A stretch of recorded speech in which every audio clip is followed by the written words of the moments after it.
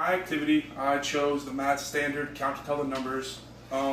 Within my activity consists my handout and my two different assessments, and the materials that I used were 12 of these plastic fake baseballs and 2 die that will be used in my project, and the label on for my project, which has all of the requirements. So for my activity, children will be rolling these 2 die. So they'll roll the die such as this, and I got the number 7. So then the students will walk over to this box, count out 7 of these balls,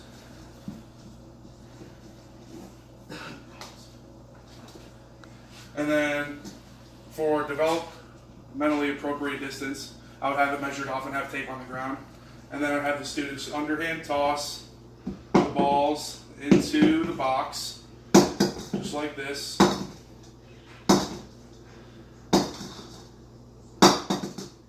And through this activity, it will show one-to-one correspondence with the students.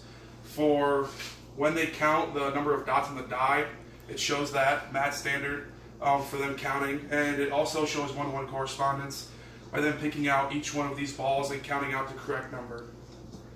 For my 2 assessment tools, I have a checklist and a rating scale. So the checklist, what will happen with that is the teacher will just be observing the child while completing this activity, and then there are 5 different activities that they're going to be observing. The first one is can count the number of dots on the dice. The second, count out the correct number of balls. The third is follow the rules of the game, which means not like throwing the balls at their other students or just not completing the game. And the fourth one is make half of the balls thrown into the box.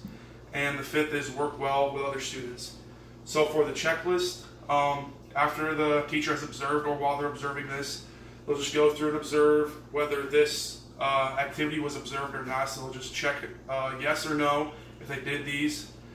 And that's it for that assessment tool. The second one is a rating scale, which will have the same 5 activities that are observed. And for this, they're just going to go through, and instead of checking yes or no, they're going to go through and rate the students 0 to 3, and say, so if they say they didn't make any of the balls into the box, they would check a 0, and if they made all of them, they would check a 3. So 0 being the worst, so if they didn't see the activity being used properly or not completed, and then 3 being they completed the project perfectly. And that wraps up my assessment and activity for this project.